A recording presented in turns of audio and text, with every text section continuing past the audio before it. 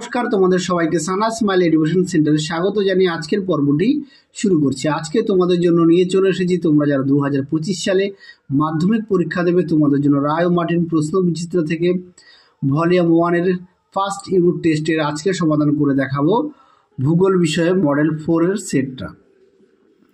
Model 4 এর যে সমস্ত বড় প্রশ্নগুলো আছে, ছোট প্রশ্নগুলো আছে, সমস্ত প্রশ্নের উত্তর এই ভিডিওতে দেখাবো। আর আগের ভিডিওতে তোমাদের 1 থেকে 3 নম্বর মডেল সেট আগেই আমরা সমাধান করে দিয়েছি। তোমরা যারা এখনও দেখোনি আমাদের প্লেলিস্টে গেলেও পেয়ে যাবে। এছাড়াও তোমাদের রায় মার্টিন প্রশ্ন বিচিত্র থেকে ইতিহাসের আমরা 1 থেকে 6 নম্বর মডেল সেট সমাধান করে দিয়েছি। ভৌতবিজ্ঞানের 1 থেকে 8 নম্বর সেট সমাধান করে দিয়েছি। তোমরা যারা এখনও দেখোনি আমাদের প্লেলিস্টে গেলেও পেয়ে যাবে। চলো দেরি না করে মূল বিষয়ে যাওয়া যাক। চলো দেখো, আমরা এমসিকিউগুলো সবার প্রথমে দেখাবো। প্রথম প্রশ্ন কি আছে? পর্যায়ন প্রক্রিয়া হলো এক প্রকার বহির্জাত প্রক্রিয়া। অপশন ঘ। পরেরটা দেখো 2 নম্বরে কি আছে? যে উচ্চভূমি কাছাকাছি অবস্থিত দুটি নদী ব্যবস্থাকে পৃথক করে তাকে বলে জলবিভাজিকা। পরের প্রশ্ন দেখো, বহির্বিধৌত সমভূমিতে বড় বড় বরফখণ্ড জমে থাকে, পরে এই বরফ গলে সৃষ্ট গর্ত বা অবনমিত অংশকে বলা কেটল। পরের প্রশ্ন দেখো 1-4, মরুভূমিতে শুষ্ক নদীখাতকে বলে ওয়াদি। পরের প্রশ্ন দেখো, ভারতের বৃহত্তম হিমবাহ হলো সিয়াচেন। পরের প্রশ্ন দেখো 6 দাগের প্রশ্নটা তোমরা একটু দেখে নাও, উত্তরটা হবে কয়াল। পরের প্রশ্ন দেখো 7 দাগের কি আছে? গ্রীষ্মকালে অপরাহ্নে মাঝে মাঝে পূর্ব ভারত, বাংলাদেশ প্রভৃতি অঞ্চলে জলবিদ্যুৎ সহ ঝড় বৃষ্টি ও শিলাবৃষ্টি হয়, একেই অসমে বলে বড় দইছিলা। অপশান গ। এই প্রশ্নটা কিন্তু একটু আনকমন, তোমরা একটু ভালো করে পড়বে। চলো এবার আমরা দেখব বিভাগ ক্ষয়ের কোন প্রশ্নগুলো আছে, দেখে নাও। প্রথম প্রশ্ন আছে শুদ্ধ ও অশুদ্ধ লেখো। ঠিক আছে, প্রথম প্রশ্ন না, এগুলো করতে হবে শুদ্ধ ও অশুদ্ধ। প্রথম প্রশ্ন আছে দুটি নদীর মিলিত স্থান হলো দোয়াব, এটি ভুল। পরের প্রশ্ন দেখো থর মরুভূমির চলমান বালিয়ারিকে বলে ঝিয়ান, এটিও সঠিক। পরেরটা দেখো হায়দ্রাবাদ হলো ভারতের সিলিকন ভ্যালি, এটি ভুল। সঠিক উত্তর হবে বেঙ্গালুরুকে। পরের প্রশ্ন দেখো কি আছে? উপযুক্ত শব্দ বসিয়ে শূন্যস্থান পূরণ করো। কি আছে দেখো 2-1 দাগে, হিমবাহের ঊর্ধ্বে সদ্য পতিত তুষার হালকা পেজা তুলোর মতো হলে তাকে বলে নেভে। খুব আসে কিন্তু পরীক্ষা, নেভেটা কি? পরেরটা দেখো কি আছে?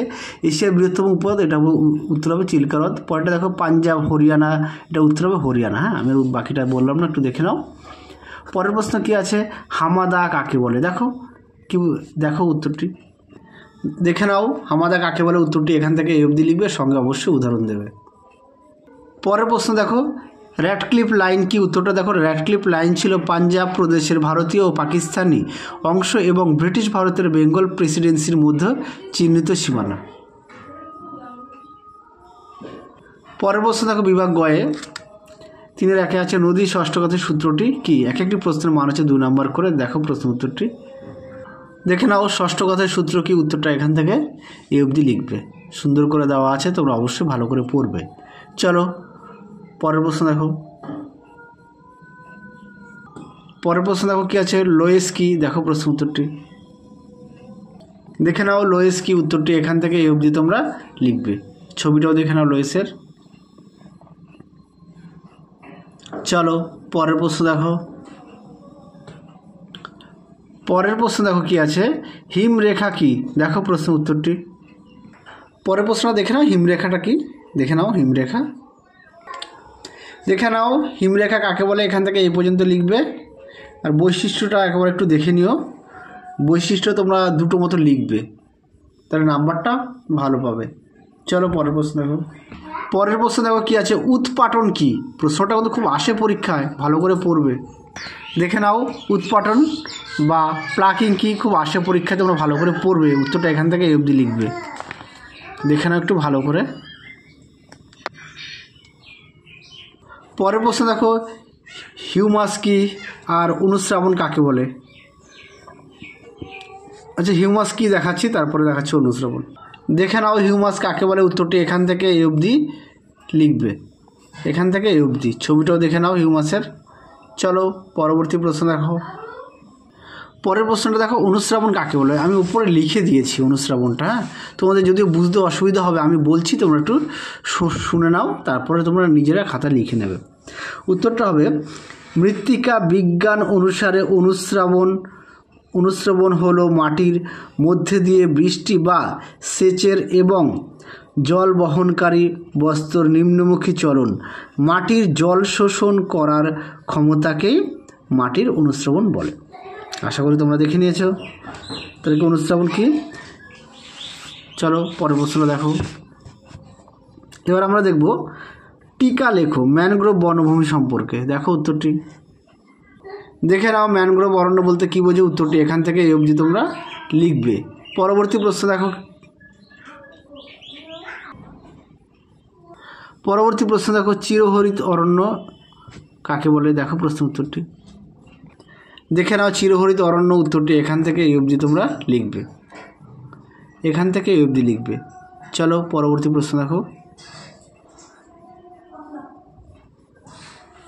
চলো এবার আমরা দেখব বিভাগ ঘয়ের কি আছে। 4-এ 1 দাগের প্রশ্ন, বায়ুর ক্ষয়কার্যের ফলে গঠিত ভূমিরূপ গৌর অথবা ইনসেল বার চিত্রসহ সংক্ষেপে আলোচনা করো। দেখো প্রশ্ন উত্তরটি দেখাচ্ছি। দেখে নাও গৌরটা কি, গৌর কাকে বলে, উৎপত্তি আছে, বৈশিষ্ট্য আছে, অবশ্যই তোমরা লিখবে। দেখে নাও গৌরটা, তারপরে ইনসেল বার্চ দেখাচ্ছে। আচ্ছা গৌরের ছবিটা একটু দেখে নাও তোমরা। হ্যাঁ দেখো সুন্দর করে দেওয়া আছে, আর অবশ্যই কিন্তু চিত্রটা আঁকবে, মাথায় রাখবে ছবিটা কিন্তু আঁকতেই হবে। তারপরটা দেখো ইনসেল বার্চ কি, ইনসেল বার্চটা দেখে নাও, উৎপত্তিটা দেখে নাও, আর বৈশিষ্ট্যটা দেখাচ্ছি। দেখে নাও বৈশিষ্ট্য। ওইটা একটু মোটা তো একটু অসুবিধা হচ্ছে, তোমরা একটু কষ্ট করে দেখে নাও। দেখে নাও, দেখে নাও বৈশিষ্ট্য। ছবিটাও দেখে নাও ইনসেল বার্চের ছবিটা। চলো পরবর্তী প্রশ্ন দেখো। পরবর্তী প্রশ্নটা দেখো হিমবাহের ক্ষয়কার্যের ফলে গঠিত ভূমিরূপ রসে মতানে অথবা ক্র্যাগ অ্যান্ড টেল চিত্রসহ সংক্ষেপে আলোচনা করো। আমি দুটোই তোমাদের দেখাচ্ছি। দেখে নাও রসে মতানে সংজ্ঞাটা দেওয়া আছে। তারপরে রসে মতানের গঠনটা দেখে নাও, গঠন ছবিটা দেখে নাও। রসে মতানে সুন্দর করে দেওয়া আছে। অবকর্ষ মসৃণ অংশ, হিমবাহের প্রবাহের দিক, উৎপটন ও অমসৃণ অংশ দেখে নাও। তারপরে বৈশিষ্ট্যটা দেখে নাও, উদাহরণটা দেখে নাও। তারপরে ক্যাগ অ্যান্ড টেলটা দেখাও, দেখে নাও। তারপরে ক্যাগ ও টেল সুন্দর করে দেওয়া, সংজ্ঞাটা অবশ্যই দেবে, গঠনটাও দেবে, বৈশিষ্ট্যটা অবশ্যই দেবে। আচ্ছা উদাহরণটা একটু দেখে নাও একবারে। তারা দেখাচ্ছি, বইটা একটু মোটা তো অসুবিধা হচ্ছে যদিও। দেখে নাও উদাহরণটা, এটা হচ্ছে ক্যাগ ও টেলের উদাহরণ। চলো পরবর্তী প্রশ্ন দেখো। পরবর্তী প্রশ্ন কি আছে? পশ্চিমঘাট পর্বত ও পূর্বঘাট পর্বতের 3টি পার্থক্য লেখো। দেখো প্রশ্নটি, উত্তরটি দেখে নাও। প্রশ্নটি তার উত্তরটাও দেখে নাও, সুন্দর করে দেওয়া আছে। চলো পরবর্তী প্রশ্ন দেখো। পরবর্তী প্রশ্ন দেখো উত্তর ও দক্ষিণ ভারতের নদ নদীর 3টি পার্থক্য। এই প্রশ্নটি তোমাদের আগের ভিডিওতে আমরা দেখিয়ে দিয়েছি, তোমরা একটু প্লিজ দেখে নিও। পরেরটা দেখো বিভাগ উময়ের কি আছে। আচ্ছা এই প্রশ্নটা আগের ভিডিওতে দেখিয়ে দিয়েছি, একটু দেখে নিও। পরে দেখো মৌসুমী বায়ুর আগমনকাল চিত্র সহ আলোচনা করো। চলো এই প্রশ্নটা দেখাচ্ছি। দেখে নাও মৌসুমী বায়ুর আগমনকাল, দেখে নাও সুন্দর করে দেওয়া আছে। এখান থেকে উত্তরটি লিখবে। দেখে নাও উত্তরের বাকি অংশটুকু, ছবিটা দেখে নাও। উত্তরের পরের অংশটুকু দেখো, সুন্দর করে দেওয়া আছে। দেখে নাও একটু, দেখে নাও, দেখে নাও। উত্তরে এইটুখানি লিখবে তোমরা। হ্যাঁ এইটুখানি লিখবে। চলো পরবর্তী অংশ দেখো। পরবর্তী প্রশ্ন দেখো। পরবর্তী প্রশ্ন দেখো কি আছে। নদীর ক্ষয় সঞ্চয় কার্যের ফলে গঠিত ভূমিরূপের মধ্যে যে কোনো দুটি ভূমিরূপের সম্পর্কে চিত্রসহ আলোচনা করো। চলো দেখো প্রশ্ন উত্তরটি। দেখে নাও প্রশ্নটি, তার উত্তরটা দেখে নাও, সুন্দর করে দেওয়া আছে। তোমরা অবশ্যই ভালো করে পড়বে, ছবিগুলো আঁকবে। দেখে নাও, দেখে নাও বৈশিষ্ট্য দেওয়া আছে। 2 নম্বরে দেখো স্বাভাবিক বাঁধ, 3 নম্বর আছে বদ্বীপ, সৃষ্টিটা লিখবে বদ্বীপের, এই পর্যন্ত লিখবে। চলো পরের প্রশ্ন দেখো। চলো এরপর অথবা দিয়ে যে প্রশ্নটি আছে, প্রশ্নটা একটু দেখে নাও, তার উত্তরটা দেখাচ্ছি। দেখে নাও প্রশ্নটি, তার উত্তরটা দেখো, সুন্দর করে দেওয়া আছে। দেখে নাও।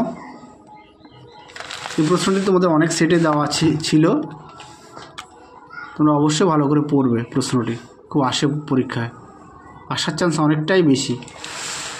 দেখে নাও বাকি অংশটুকু। চলো তাহলে এই ভিডিওর মধ্যে তোমাদের সমস্ত প্রশ্নের উত্তর আমরা সমাধান করে দিয়েছি। আজকের মতো এখানে সমাপ্ত করছি, আবার দেখা হবে পরবর্তী ভিডিওতে। তোমরা সবাই সুস্থ থেকো, ভালো থেকো, টাটা।